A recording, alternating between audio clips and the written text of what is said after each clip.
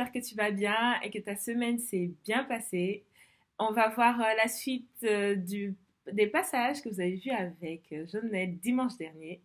J'espère que tu es impatient, en tout cas moi oui. Et donc avant, on va laisser place au chant, mais surtout, n'oublie pas ta Bible parce qu'on revient tout à l'heure. Alors je te dis à tout de suite.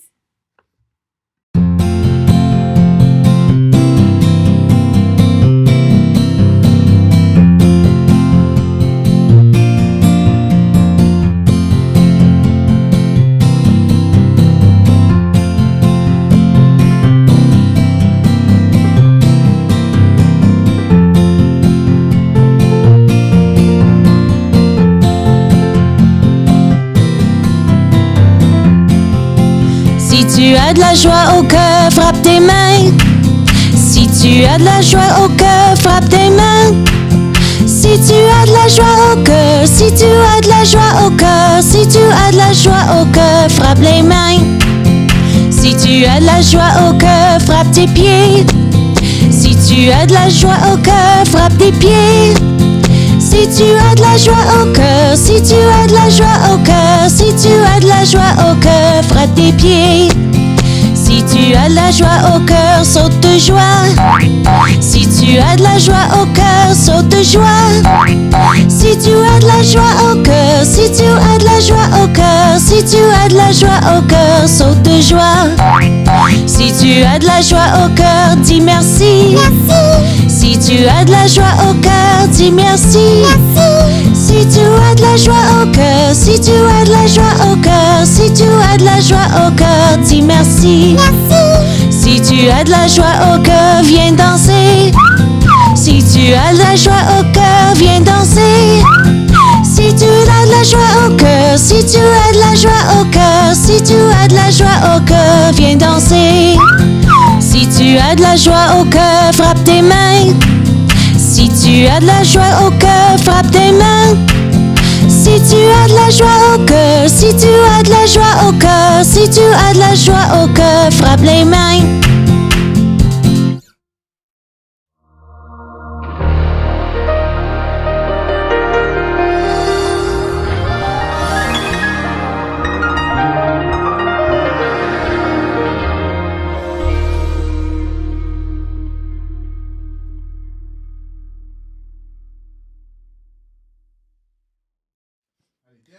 Dernière prise. C'est bon là? Fais ouais! Ouais! Ouais! Allez, concentre. Concentre, arrête de rire.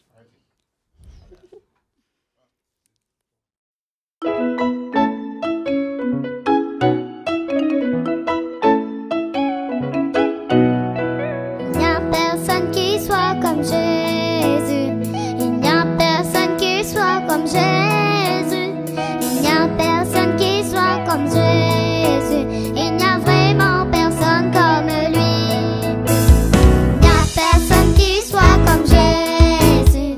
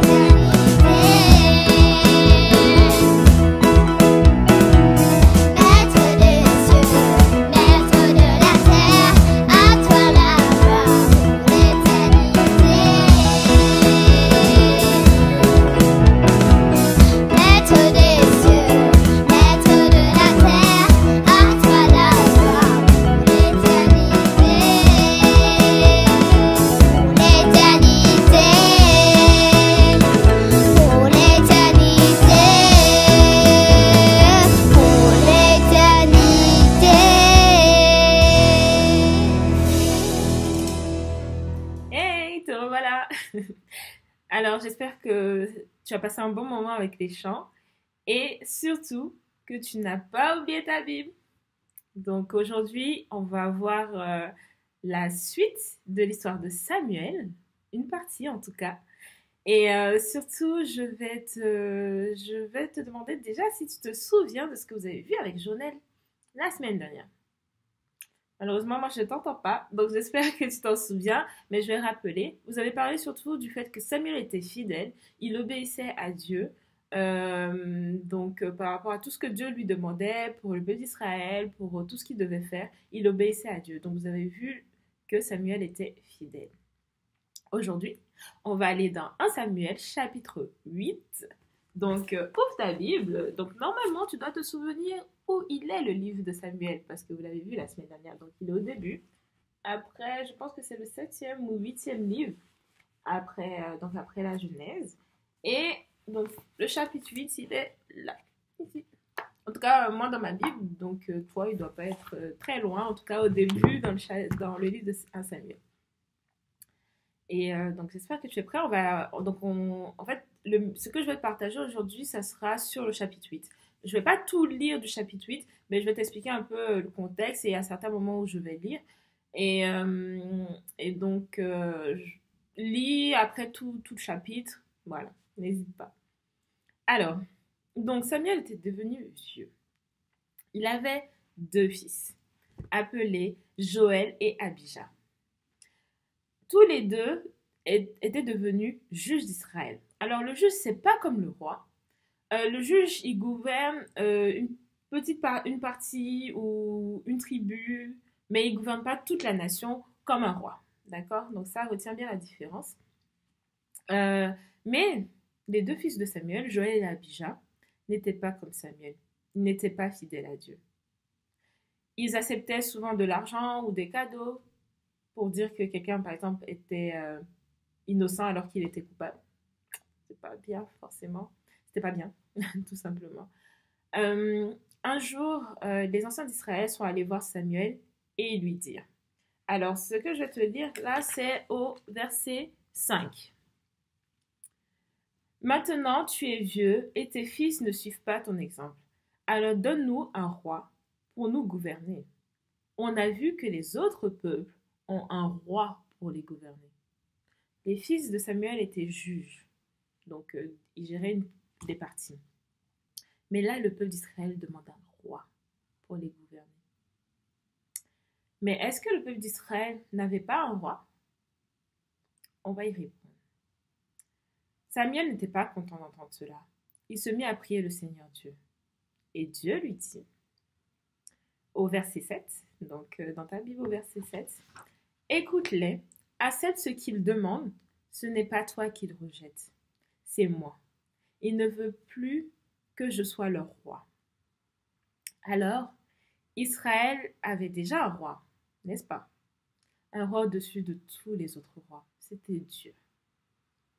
Dieu continue en disant, « Depuis le moment où je les ai fait sortir d'Égypte jusqu'à maintenant, ils m'ont toujours abandonné. Ils ont adoré d'autres dieux et ils continuent encore aujourd'hui. » Israël abandonnait encore une fois Dieu. Et Dieu dit encore, « C'est pourquoi tu dois accepter ce qu'ils demandent, mais préviens-les bien. Dis-leur ce que le roi qui les gouvernera aura le droit de faire. » Donc, là, Samuel va aller voir le peuple d'Israël et il va dire ce que Dieu lui a dit.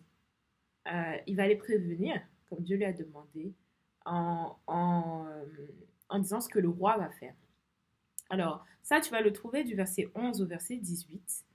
Je ne vais pas tout lire, mais je vais juste faire un résumé. Alors, le roi, en fait, il fera du peuple d'Israël, donc des serviteurs pour lui, des servants, ou même des esclaves aussi, pour certains. Et il leur prendra leur meilleure terre et récolte. Il donnera aussi une partie de leur récolte et de leurs troupeaux à ceux qui travaillent avec lui, qui sont en dessous de lui. Et Samuel leur prévient aussi qu'ils vont beaucoup souffrir et qu'ils crieront un moment à Dieu, mais il ne répondra pas car il a prévenu. Euh, c'est quand même assez triste quand même. C'est pas comme si le roi qui arrive va tout changer, en tout cas, ou va faire du bien à l'entièreté de ce peuple. Euh, mais est-ce que, à ton avis, les Israélites ont écouté? Ils ont refusé d'écouter la parole de ce que Samuel disait en fait. Ils ont complètement refusé d'écouter. Et ils lui disent, cela ne fait rien. Nous voulons quand même un roi. Alors nous aussi, nous serons comme les autres peuples. Notre roi rendra la justice parmi nous, il sera le chef de notre armée et il combattra avec nous. Le peuple d'Israël voulait tellement être comme les autres peuples. Donc à chaque fois, il disait, alors nous aussi, nous serons comme les autres peuples. Mais ils ne sont pas comme les autres peuples. Ils sont le peuple qui croit en Dieu. Ils étaient le peuple à ce moment-là qui croyait en Dieu. Ils avaient une relation avec Dieu, mais ils voulaient être comme les autres peuples. Au point même qu'ils n'ont même pas fait attention à ce que Samuel leur disait. Est-ce que ça t'arrive? Donc là, c'est une question que je te pose à toi. Est-ce que ça t'arrive de voir ce que les autres ont et tu deviens même triste ou en colère de ne pas avoir ce qu'ils ont?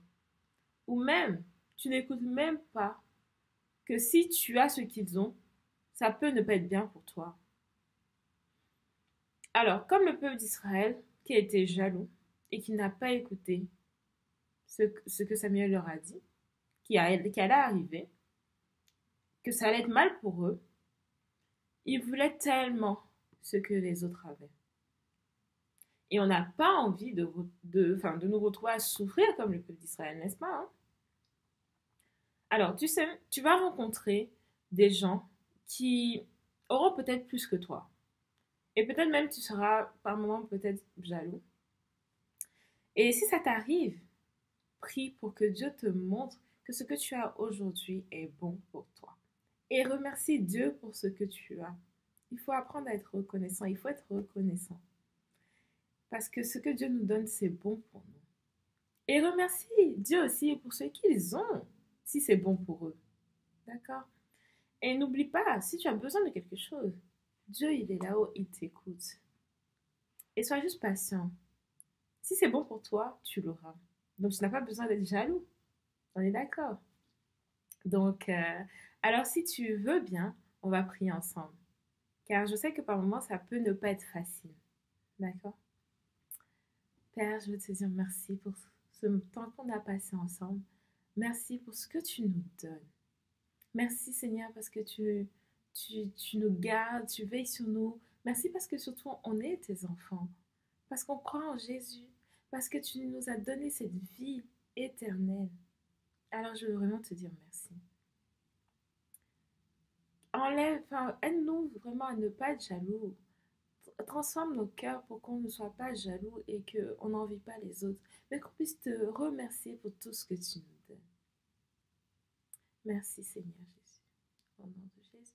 Amen. Alors, donc on se voit dimanche prochain. Donc ce ne sera pas moi, mais ça sera une autre personne. Alors, on a juste hâte de vous voir dimanche prochain. Bon, c'est vous qui allez nous voir, mais c'est pas grave. Allez, à dimanche prochain.